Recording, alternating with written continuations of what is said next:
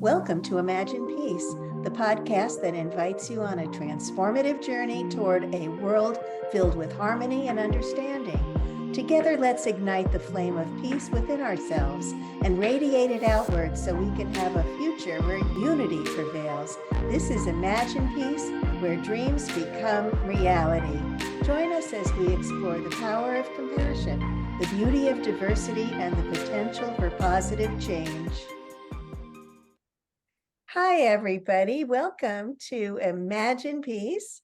I'm here with my partner, Kumari, and we have a very special guest today, Swami Tirtha. And over the past 50 plus years, Swami Tirtha has presented to the White House Alternative Medicine Commission, wrote 2 #1 best-selling books, including his latest book, and has taught meditation, holistic wellness, and intuition. He earned his Doctor of Science in Ayurvedic Medicine research and was recognized as a Swami, a monk, by his guru in the Himalayas. Recently, Swami began holding Open Mic Uplifting Storytelling events. His mission is to inspire people to find peace, joy, and a sense of purpose by connecting with their inner guidance and developing their connection to something bigger than themselves. So, Swami, tell us about the work that you're doing for world peace. I mean, that sounds like such a big thing, and I see it always as starting from inside of myself. Because if it's not there for me, it's not there for, if it's not inside of me, then I don't have it at all, no matter what I do outside. So I know there are people who are really called externally, and there are ashrams that focus on eyeglasses for the poor and things like that, and that's wonderful. There's a place for everybody. So for me, it's really every moment, every day. Am I connecting? Thy will be done. What do I do today for the highest good of all? Give me my next mission, my next message. And so it's a combination of inner work as well as following the invitations that the divine invites me to do on every short and long-term project. Well, I think that's beautiful, because I know that by doing the inner work, the outer work is done. Yeah. I feel that. It's the only way. Okay. Yeah. Well, there are people, if you look at the different birth signs, that half the 6 of the signs are more internally based, half the signs are more externally based. That's kind of what I meant. But yeah, I think everybody has to do their inner work anyway. How do you think the work that you're doing is impacting the world?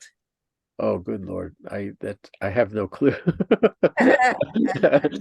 I'm amazed. For example, a few weeks ago, I just heard open mic. You're just in my head, like God saying, do an open mic. And I'm going, yeah, but, I've done some music open nights, but it's not really I'm not that good a musician to make that a focus. And then about a week later, I heard again, open mic. I said, yeah, you know what? But I'm certainly not a comedian. How can I do that? And then roughly another week goes by, and I'm watching some comedians being interviewed on YouTube, and I'm realizing, oh, I have a voice, and some of the stories I have are really funny. They can be funny. They can be humorous. I don't have to try to make them that way. So I said, okay, I'm getting closer to getting what the next thing is, but I'm not ready because I don't feel it. And it took another week, and the Spirit told me to call you, and you need to be out there and get on a stage and do storytelling. And I said, okay, yeah, uplifting storytelling, I could do that. And everybody I talked to was going, oh, that's so needed today. And even though for me it's like the best thing I'm doing, if you ask me how is that helping, I don't have a clue. People are going, that's going to help so many people. And like through the eyes, I can't see that how. Through the intellect, I can't see that how. Even though I know how, I don't know how. I think that's great. One of my teachers said, I give and I don't look back to see who's receiving. And I think there's something to that you're saying. It's just you're in alignment with your heart and your soul calling. And trust it more. So what does world peace mean to you? That's changed a lot in my head. I used to think of things more different. How do I mean that? I think it means something different to everybody.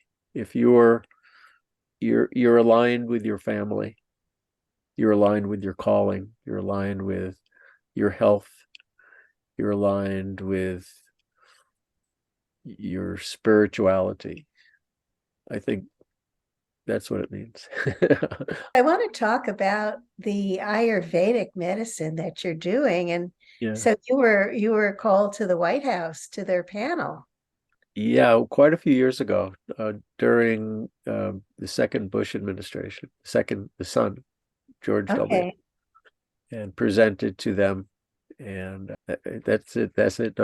Nothing other for me came of it with them, but it was nice that they went across the whole country and they invited people to present. It's beautiful. Yeah, it was a very lovely idea. And so you also, you wrote a book about Ayurvedic medicine, right? I did. It was my first book, actually. Yeah, and it was a #1 bestseller for many years. Wow, that's awesome. It was like 700 pages, 8.5 by 11, full size. Wow. And it took me about 6 years to write it. What's the name? The Ayurveda Encyclopedia. That I had like all the what English versions of the ancient Ayurvedic texts here, and then I had a mountain of all the modern books, and I was in the valley just writing and trying to synthesize it all and put into a flow that people could read. It's really amazing. I think it's pretty awesome. It's pretty cool. Something that happened to me in India. I had a 6-week-long Ayurvedic experience, and every day with the treatments, he would chant some mantras, and I felt it from the first day. So I asked him about the second or third day, what are you asking? What do the mantras mean? And he said, I'm inviting all the aspects of your body to work in harmony. And it reminds me of what you said earlier about aligning with health and aligning with well-being and aligning with peace within. It's something that Ayurveda, I know, has at its core somewhere. It's first off, it's something for everybody in this sense. It's not for everybody. Like, I know people who are like into the Chinese system, and I have things that have worked on everybody, but I gave it to him and it didn't work, because it just wasn't his system. It wasn't in his alignment.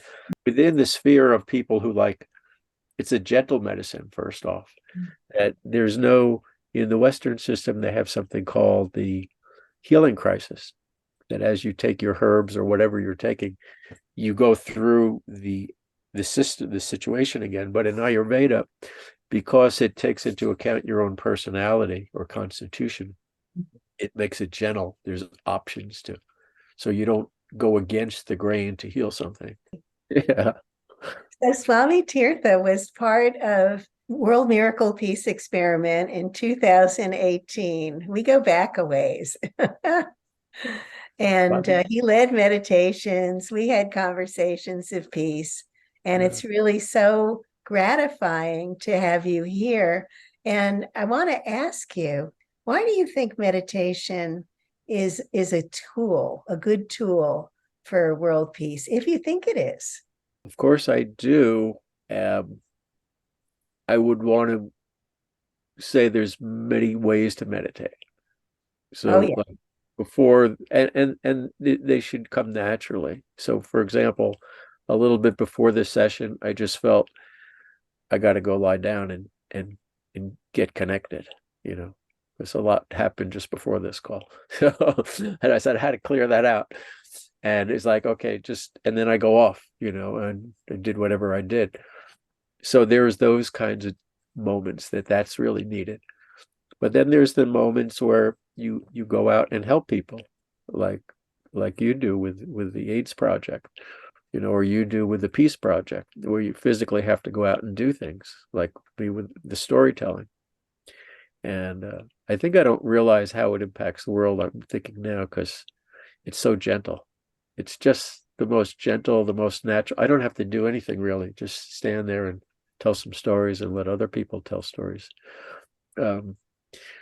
So there's that active meditation, and then there's devotional meditation, and that could be to your, you don't have to be a monk to do any of these things. If you're devoted to your spouse, to your children, to your community, that's a devotional meditation. So if you're a great pianist or a poet or a accountant or whatever, and you love your work, that's a meditation. So being happy, being joyful, being in natural alignment, that's all meditation. So yes, meditation is important. Meditation is life. That's so beautiful. What's your favorite peace practice? I thought you were going to say, what's my favorite color? Yeah, what's your favorite color, Orange Cowboy? Mm. Favorite peace practice? Practice. Yeah. It's living in this life, and the different things are not disconnected. It's not like, oh, I'll go do this. This is my favorite. It's almost like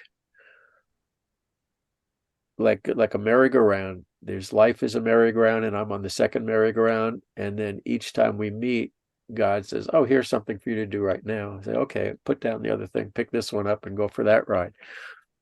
And so they're all, whatever comes is the invitation in the moment, and multiple times throughout the day, then that's the favorite thing. I'll tell you a funny story.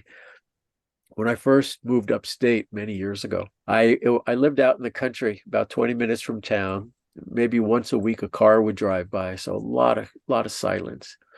And instead of mowing my lawn, I bought a scythe, cutting the lawn. It was a wonderful oneness with nature experience.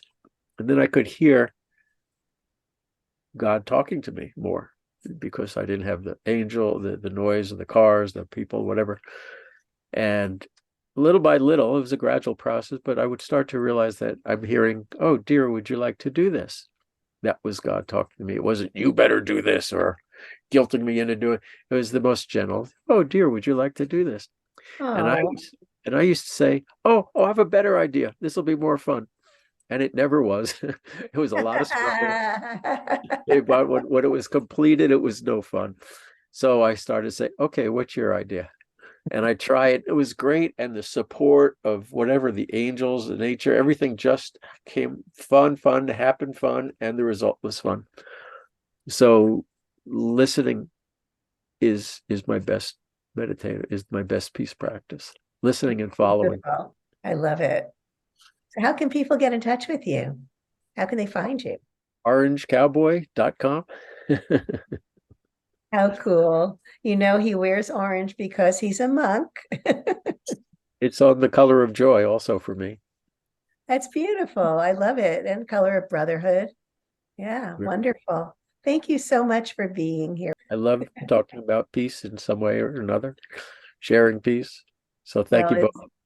I'm so glad to have you here again. It's like coming home. Here you go. Happy to meet your merry-go-round. Yes, very, very much so. And thank you for joining us on our 10 Million for World Peace podcast, Imagine Peace. And you can join us to get more of our podcast and learn more about our meditations at 10millionforworldpeace.org.